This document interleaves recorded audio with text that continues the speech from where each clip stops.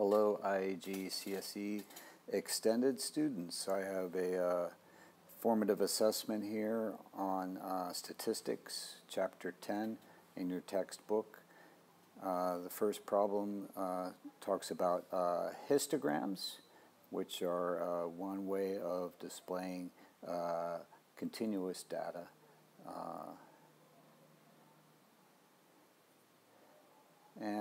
This is found in exercise 3, which tells us that the frequency is actually equal to the area of these rectangles in the histogram. And if I want to rearrange the formula, frequency density is equal to frequency divided by class width.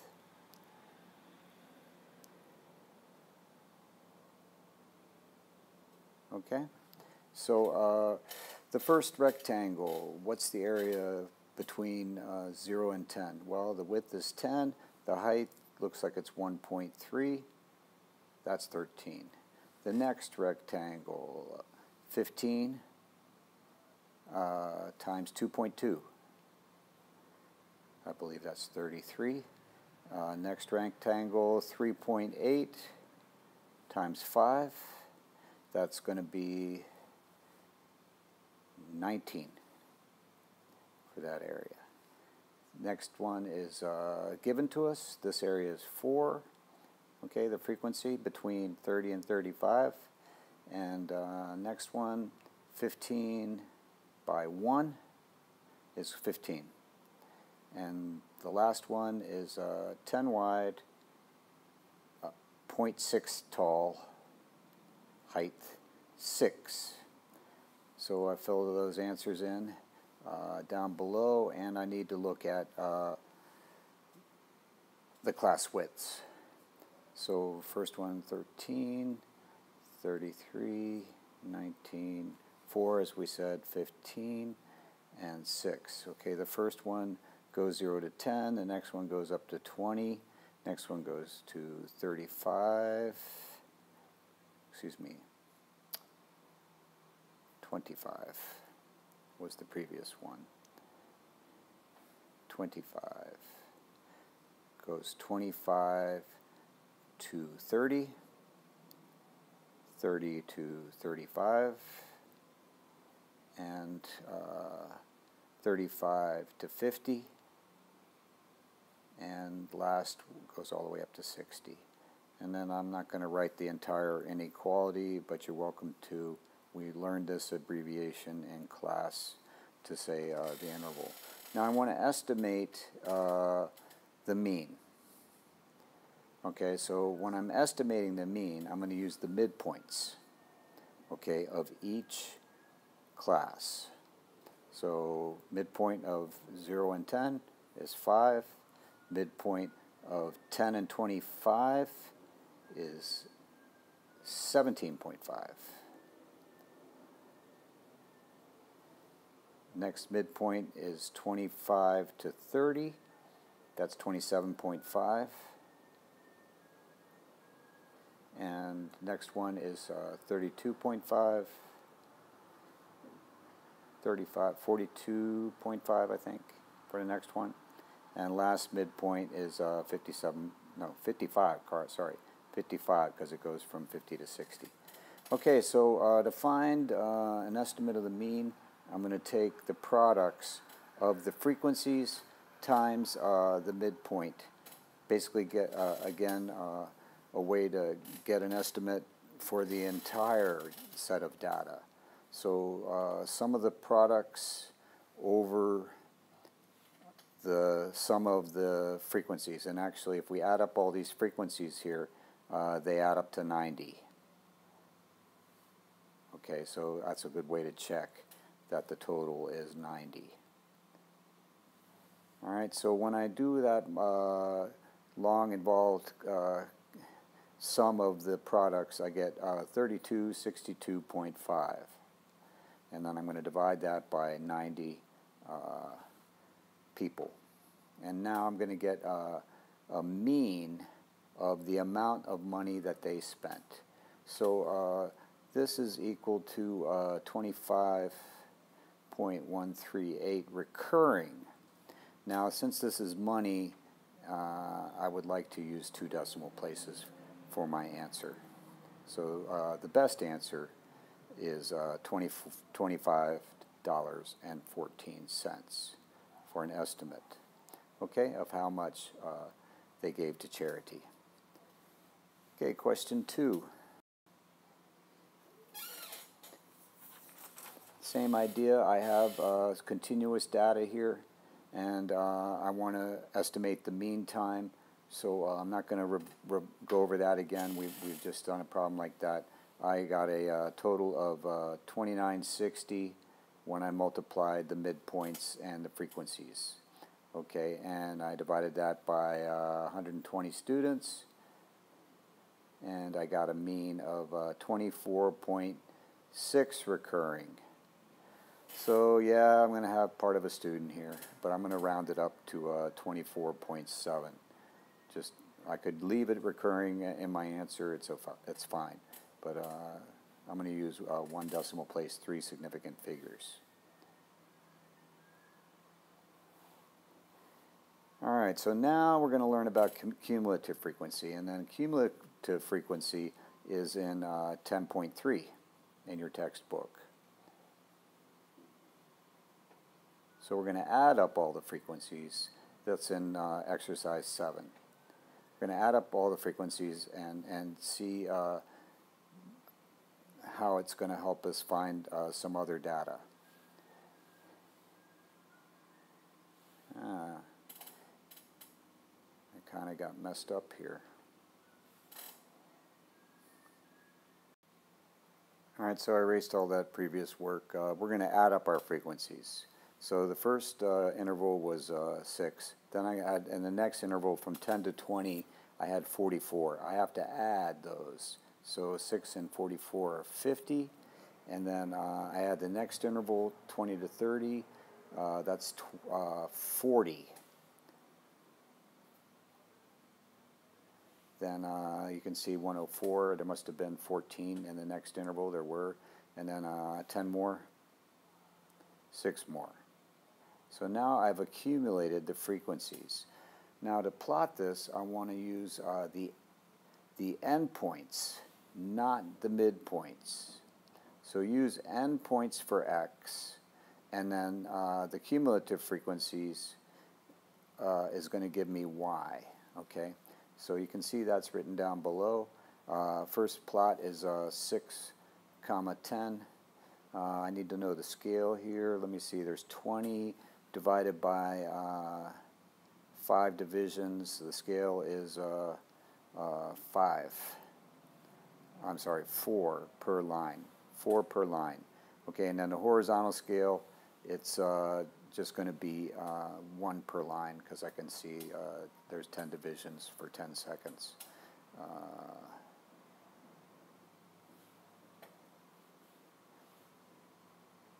All right. So let's go 6, 10. That's 1.5 divisions, 6, 10, right around there. And then 20, 50. 30, 90.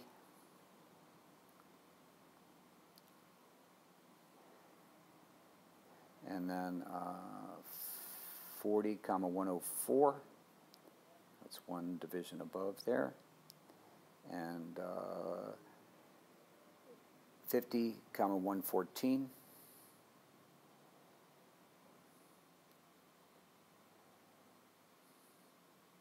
And then 120 for 60. So again, I want to connect these with a smooth S-curve. In fact, I can go all the way to 0 if I wish. Okay, because at 0 we had 0 people. Okay. So that's our frequency diagram. You can see on the next question where x values correspond. Okay, the median, 60.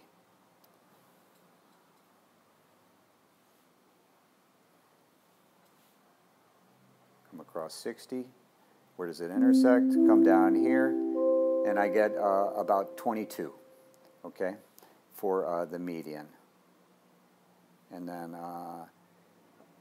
1/4 is 30, so I come across 30, down to X, and I get 16 for the first quartile. Finally, the 60th percentile the output is 72. That's 2 lines below. So across here, below 80, right down there, and I get the 60th percentile is 26. Okay? So I have 22, 16, and 26. Calculations correctly. Yeah, look, 50 total, less than 20. Go in and look at the median, the lower quartile, and the 60th percentile. So again, the median is going to be the 50th percentile. So I want to take half of my cumulative frequencies, so half of 120. So my input's going to be 60. The lower quartile, Q1, is 30. And then the 60th percentile, 0.6 times 120 is 72. So these are my Y values. These are Y. I want to find the X values for my answers, okay? So you're going to go back into your curve and find out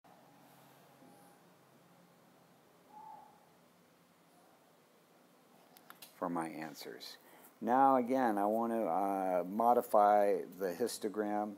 I want to know how many people there were between 0 and 20, how many between 20 and 30, and 30 to 60. So I can go back and read that off the curve, or I can do some addition. Okay, if I did the 50 total, less than 20. Then there's 40 between 20 and 30. That's 90, so that must leave like 30 left. Okay, and then I want to make frequency density for the histogram below.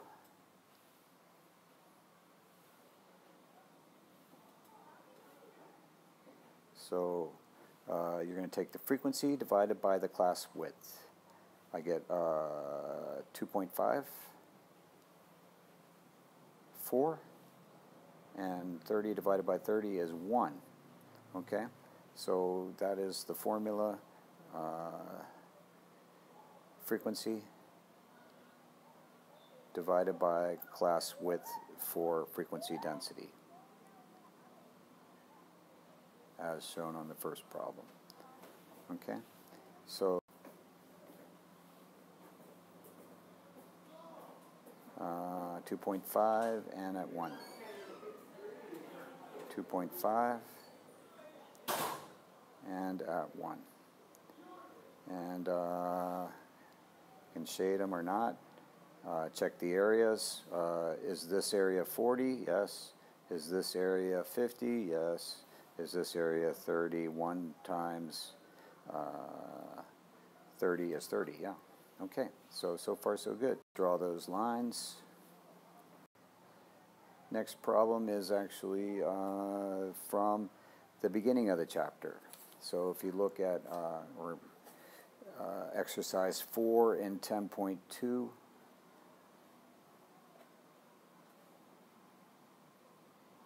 data display.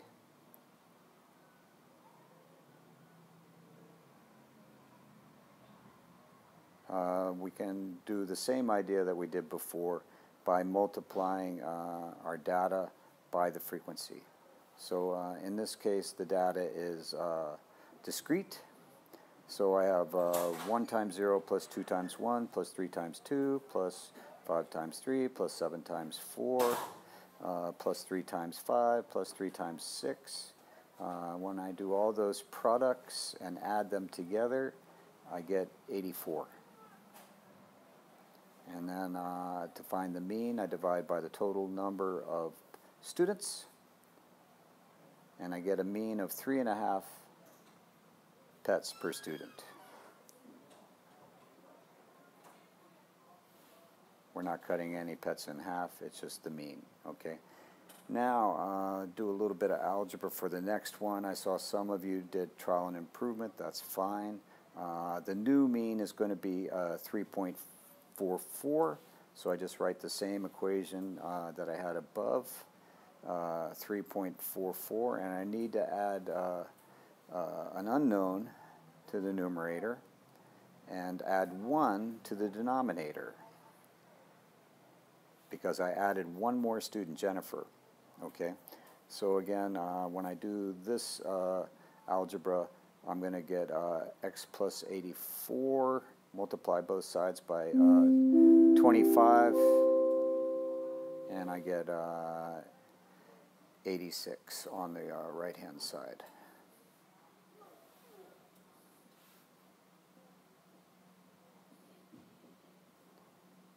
And then I subtract and I get my answer, x is equal to 2 pets for Jennifer.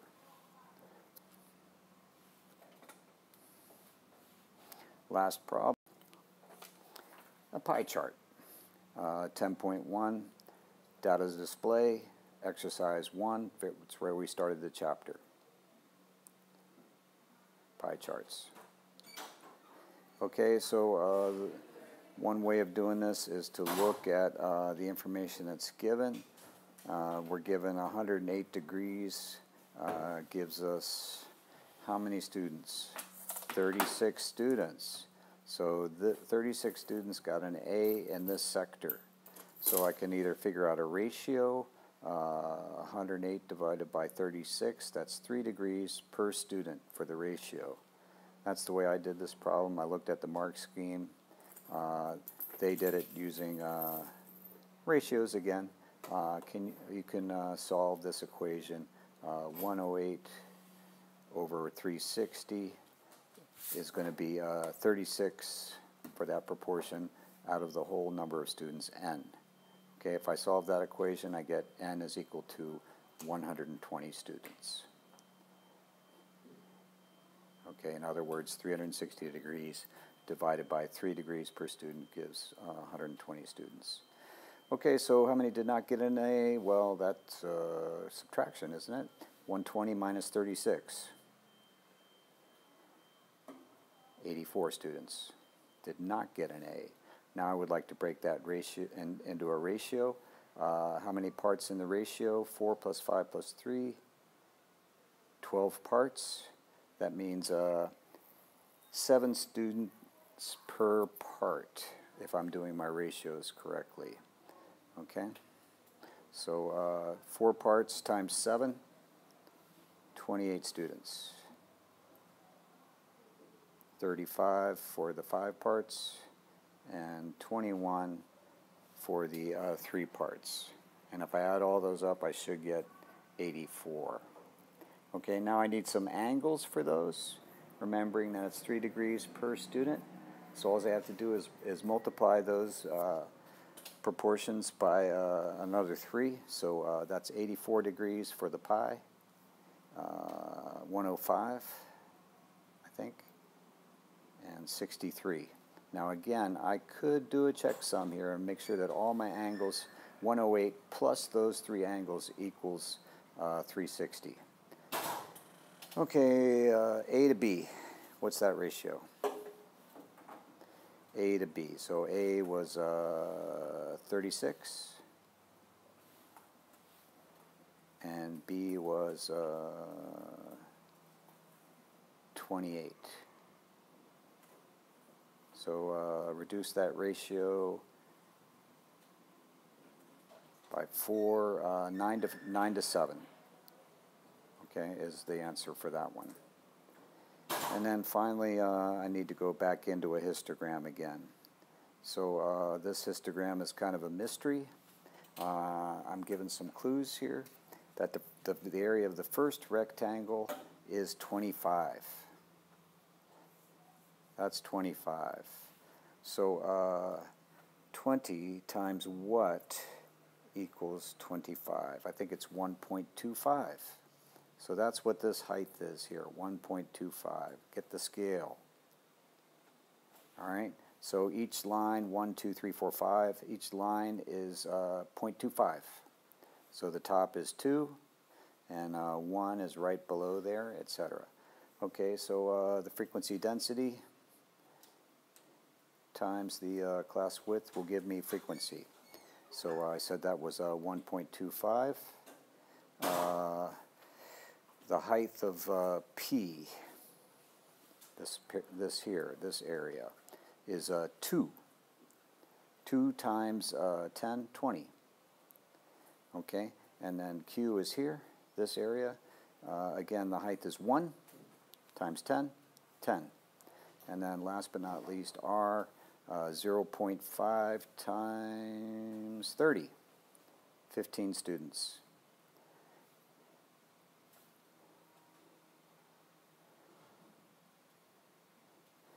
Okay, and that's the end of this formative.